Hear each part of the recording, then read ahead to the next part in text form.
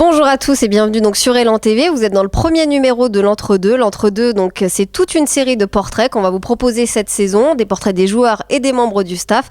Et on commence ce premier numéro avec notre coach Jean-Denis Choulet. Bonjour Jean-Denis. Bonjour. Alors on va détailler un petit peu votre vie, on va essayer d'apprendre à mieux vous connaître. On va peut-être commencer par le commencement déjà. Vous êtes né le 16 octobre 1958, c'est exact? C'est ça. Vous êtes né en Franche-Comté? Oui. Et alors je crois savoir que vous êtes très fier de vos racines. En quoi vous en êtes fier? Oh, je suis fier d'être né d'un petit village du Haut-Doubs. Voilà, parce que j'ai certaines effectivement valeurs de territoire et voilà, je suis fier d'être franc-comtois et fier d'être dans le Haut-Doubs parce que c'est une région pour moi magnifique au niveau paysage et avec encore une certaine culture et une certaine façon de vivre et de se nourrir. Alors quand vous étiez jeune, c'est vrai que vous avez pas mal voyagé. De par le métier de votre père, c'est ça? Ouais, mon père montait des boîtes de montres à l'étranger. Et il avait des contrats de 2-3 ans. Et une fois que la boîte tournait, il partait ailleurs. Alors comment ils vous ont nourri, à votre avis, tous ces voyages? Un peu de tout. On a vu un peu de tout. J'ai vu un peu de tout. On a effectivement déjà les paysages et puis après le reste, la façon de vivre des gens. Surtout je dirais le Mexique parce que le Portugal, j'étais jeune et à 10-11 ans, c'est pas la même chose. C'est qu'au Mexique, j'étais un peu plus vieux et à cet âge-là, quand on a la possibilité de conduire une voiture à 16 ans et conduire une Ford Mustang à 16 ans, c'est quelque chose, quoi. Donc effectivement, le Mexique, c'était quelque chose de très important pour moi et parce que j'y ai fait pour une fois pas mal de copains et surtout une vie de favorisée, évidemment, quand on est français dans un pays en voie de développement à l'époque et on a tous les privilèges et tous les avantages et quand on a 17 ans, c'est vrai que c'est intéressant. Alors vous avez su très tôt que vous vouliez travailler dans le milieu du sport? Ouais, depuis très longtemps, oui. Je voulais être prof d'éducation physique, oui. Je le suis d'ailleurs, mais bon... Donc vous avez justement, contrairement à d'autres coachs, vous avez commencé en étant prof de PS, finalement, vous n'avez jamais été joueur professionnel? Non, j'ai fait plutôt des sports individuels au départ, puisque j'étais judoka, et à un bon niveau d'ailleurs, mais j'ai dû arrêter parce qu'au Mexique, il n'y avait pas de judo, donc passer à autre chose, et puis j'ai touché à peu près tous les sports co, à peu près au même niveau, que ce soit du volley, du basket, du foot, du rugby, du handball, à peu près au même niveau, quoi. Donc j'étais sport co, comme on disait à l'époque à l'UREPS ou au CREPS. Donc d'autres grands entraîneurs de pro à l'heure actuelle ont déjà été joueurs. Est-ce que justement vous n'avez pas eu du mal à vous imposer à cause de votre parcours un peu atypique? Non, je crois pas que ce soit un parcours atypique. Je crois que avant les coachs étaient plus des formateurs que des anciens joueurs. Enfin, en tout cas, des joueurs professionnels. Il y a très peu de joueurs professionnels qui ont, je dirais, qui ont réussi en tant que coach. Il y en a pas des masses. Il y en a actuellement quelques-uns en proie, mais il y en a pas des millions. Donc, avoir eu des résultats. Donc, c'est pas parce qu'on a été professionnel en basket que c'est un gage de réussite en tant que coach. Je dirais même presque le contraire. Donc vous l'avez dit, hein, vous avez mené une carrière assez impressionnante, vous avez été 10 ans à Rouen, vous avez gagné le titre de champion avec Rouen. Quel est justement votre plus beau souvenir là, jusqu'à maintenant de votre carrière? Je dirais que, évidemment, le titre en 2007, la Semaine des As, c'est le titre en 2007, avec le 14e budget du championnat, c'est quelque chose qui avait jamais été fait en Europe et ça restera toujours. C'est plus que la victoire et plus que le titre, c'est de l'avoir fait avec un petit budget. Et ça, c'est pour moi vraiment quelque chose de fantastique parce qu'au jour d'aujourd'hui, on a toujours tendance à rejeter les petites villes, à rejeter les villes moyennes pour tout concentrer dans les grandes agglomérations et toujours lier les résultats au budget. Et on l'a prouvé à Rouen et Nanterre l'a confirmé derrière qu'on pouvait y arriver avec pas forcément le plus gros budget, mais avec un peu de nez, avec un peu de cœur, avec un peu d'enthousiasme et avec une ville qui suit son équipe. Et ça, c'est la plus grande fierté de retourner de Paris avec la moitié de la ville qui attend à la mairie, ça c'est exceptionnel. Alors justement, à contrario, on a parlé des plus beaux souvenirs. Quel est votre plus grand regret? On vit pas de regret, mais le plus gros regret, c'est mon départ de Rouen, la façon dont ça s'est passé, quoi. Je veux dire, voilà, après, on a le droit de plus être d'accord, mais je veux dire, il y a des façons de faire, quoi. Et voilà, j'ai revu mon président il y a pas si longtemps, parce que même si on a mal fini, je dirais que Avec Emmanuel Brochot, on a fait 10 ans de l'excellent travail et je suis pas certain qu'un binôme soit capable de refaire la même chose dans les 10 prochaines années. Donc voilà, c'est dommage parce qu'on s'entendait très très bien, on s'est fâché. C'est jamais bon de se fâcher avec les gens. Et voilà, maintenant, je dirais que ça c'est du passé et que c'est vrai que c'est un regret, mais bon, c'est la vie, c'est comme ça. Et en plus, pour moi, c'était la première fois que ça m'arrivait, donc c'était d'autant plus difficile à supporter. Après, maintenant, mon club c'est Châlons et c'est que Châlons. Et pour le moment, Roanne, c'est une affaire passée. Et l'avenir, il est ici à Châlons. Et le travail, il est ici à Châlons. Et la passion, elle est ici à Châlons. Alors justement, quel est le rapport que vous avez avec vos joueurs? Comment vous le décririez? Moi, j'aime mes joueurs. Voilà. Je décrirais, c'est très simple. J'aime mes joueurs. Et je défends mes joueurs de façon générale. Et j'essaye, plutôt que de leur taper sur la tête, d'essayer de leur faire comprendre les choses de façon différente. C'est les grandes discussions qu'on a avec Rémi Delfond des fois, et lorsque il me dit que ça serait bien d'obliger les joueurs à venir 30 minutes avant l'entraînement pour faire des shoots. Cette année, les joueurs ils viennent 15, 20, 30 minutes avant l'entraînement faire des shoots d'eux-mêmes, sans qu'on les oblige. Et ça, je crois que c'est ça pour moi qui est important, qui est beau. C'est sans obliger les gens, ils prennent conscience que venir avant, faire leur travail différemment, ça peut les faire progresser. Et plutôt que les obliger, ça me semble pour moi plus favorable à l'épanouissement des joueurs, et ça va plus dans ma façon de voir les choses, quoi. De même qu'après un match, je préfère les mettre devant la vidéo et leur montrer leurs erreurs, les erreurs collectives, les erreurs individuelles, plutôt que de les faire courir autour du lac ou de leur faire des pompes ou des suicides. C'est pas ça qui va leur faire comprendre leurs erreurs, je pense pas. Même si quelquefois, quand on est excédé, ça m'est arrivé de les faire venir à 6h du matin à l'entraînement pendant une semaine, je suis pas certain que ça soit très intelligent, quoi. Et avec le recul, avec la prise d'âge, entre guillemets, je pense que il y a moyen de faire autrement sans être aussi, entre guillemets, bête et méchant, quoi. Alors nous, on vous observe un petit peu depuis quelques temps, depuis que vous êtes ici. Pourquoi vous êtes toujours accroupi au bord du terrain? Ça, je sais pas, ça a toujours été comme ça. Je sais pas, c'est une façon de faire, je sais pas expliquer, ça fait 20 ans pratiquement que c'est comme ça, donc voilà. Et Jacques Monclar me disait tout le temps, je sais pas comment tu fais, moi j'ai les genoux fracassés, voilà, non, mais moi les genoux, moi ça va, mais non, c'est comme ça, je sais pas, parce que j'ai une vision comme ça. Alors maintenant j'essaie d'être un peu moins, effectivement, parce que ça tire un peu plus dans les genoux avec le temps, mais non, je sais pas. On a une vision du jeu. Je sais pas, franchement j'ai pas de réponse. Il y en a qui mâchouillent des bouts de plastique, voilà. Donc est-ce qu'un jour, à votre avis, un coach peut réellement dire « j'ai réussi ma carrière » ? Est-ce que c'est possible de dire ça ? Je sais pas, moi je peux pas le dire, mais je sais pas si c'est possible de le dire. Je pense qu'on a toujours à progresser, on a toujours à... Maintenant, si le coach, pendant les 10 dernières années de sa carrière, il est 10 fois champion, et 10 fois la Semaine des As, et 10 fois la Coupe de France, et puis 10 fois l'Euroleague, il pourra dire « j'ai réussi ma carrière », mais j'en connais pas beaucoup.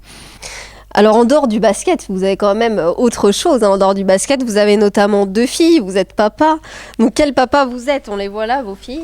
Ouais. Alors quel papa vous êtes? Comment vous vous décririez?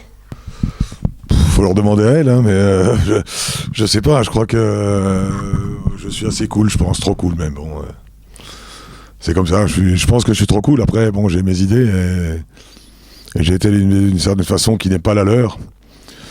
Moi, mes parents étaient plutôt stricts, mon père en tout cas. Et voilà, je leur laisse beaucoup de liberté parce que je leur fais confiance.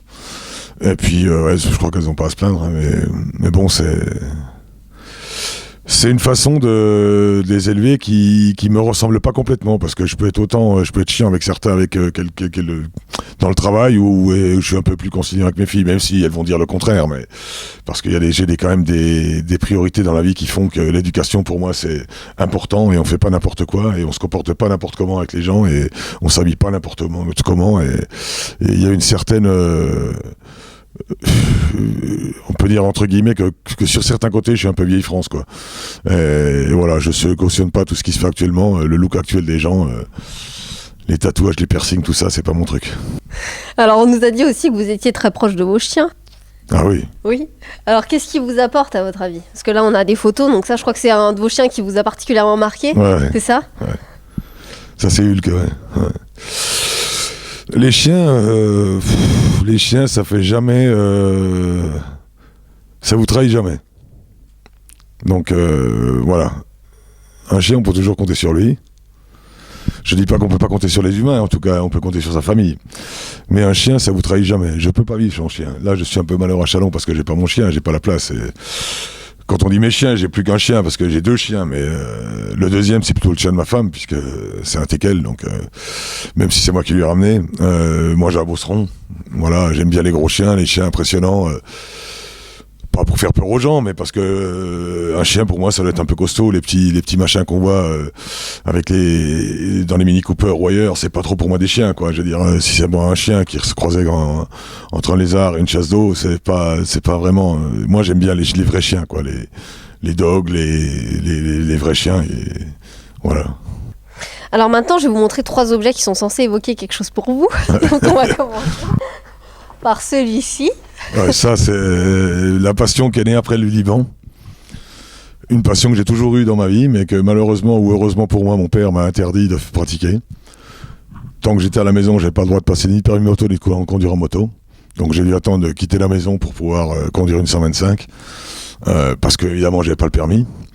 Et puis après, je suis parti au Liban, et avant de partir au Liban, j'avais bien regardé qu'au Liban, on pouvait passer ses permis et qu'ils étaient valables en France. Et donc, j'ai vu mon président, j'ai dit, président, si on gagne quelques matchs, il me dit, coach, les 4 matchs gagnés, et le match d'après, vous avez votre permis. Donc, on a gagné 4 matchs, et je suis allé voir, et j'ai passé mon permis au Liban. J'en dirais pas plus, mais c'est un peu plus simple qu'en France, et même s'il faut monter sur des motos un peu bizarres, c'est un peu plus simple. Voilà, donc la moto est une énorme passion pour moi, et en particulier ici, c'est lorsqu'on perd des matchs, ou même quand on gagne des matchs, que je me retrouve le dimanche tout seul, et que le ciel le permet, c'est un plaisir pour moi d'aller me balader au milieu des vignes et tout ça. C'est vraiment, pour moi, c'est une des passions actuelles.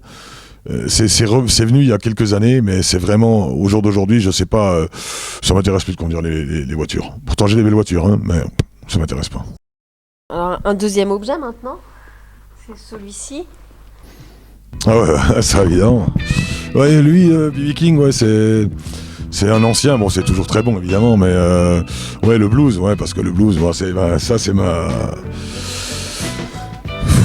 Je sais pas, première égalité ou deuxième passion, mais le blues, c'est quelque chose pour moi d'extrêmement important. Il n'y a pas un jour où j'écoute pas de blues. Donc ça c'est clair.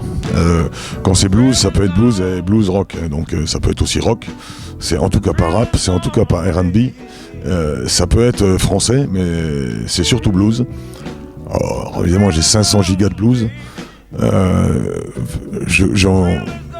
Tous les jours, j'en recherche. Tous les jours, je découvre de nouveaux talents. Des mecs qui ont peut-être sorti un CD dans leur vie. Mais j'accroche avec certains trucs, j'accroche pas avec d'autres, mais je suis vraiment très très blues. Franchement, c'est quelque chose, j'aurais du mal de me passer de ça, quoi. Et voilà, le blues, le rock, ça fait partie des choses qui me redonnent de l'énergie et qui me mettent de bonne humeur et qui me mettent de mauvaise humeur quand j'en ai pas.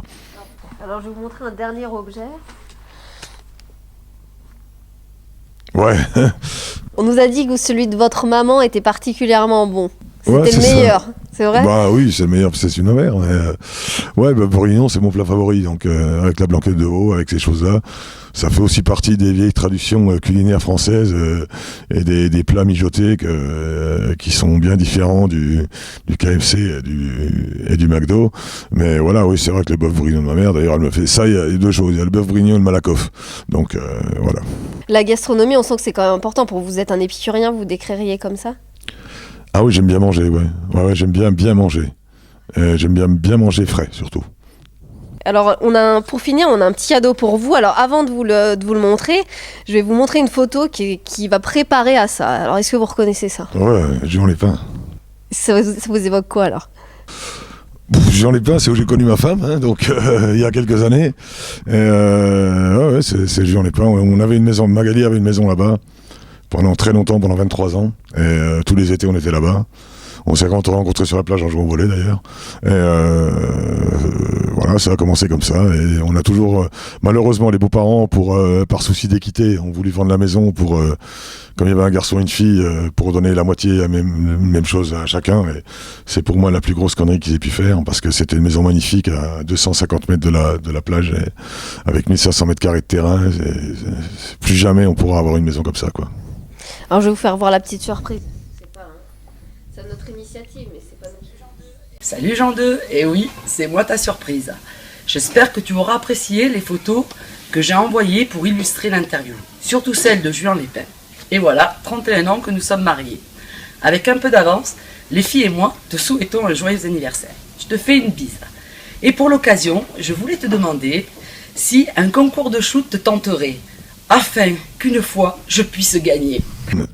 Ouais, concours de shoot, ouais, je pense que je peux la battre maintenant. Il y a quelques années, c'est peut-être moins sûr, mais maintenant, oui. Enfin, c'est rigolo parce on faisait souvent des concours avec Magali, en particulier, on faisait des concours de pétanque. Et quand on joue à la pétanque, l'enjeu, c'est le temps à maquillage. Donc, si je la battais par moins de temps de points, elle gagnait un maquillage. Donc, elle a pas mal de maquillage qu'elle a gagné grâce au concours de pétanque qu'on faisait ensemble.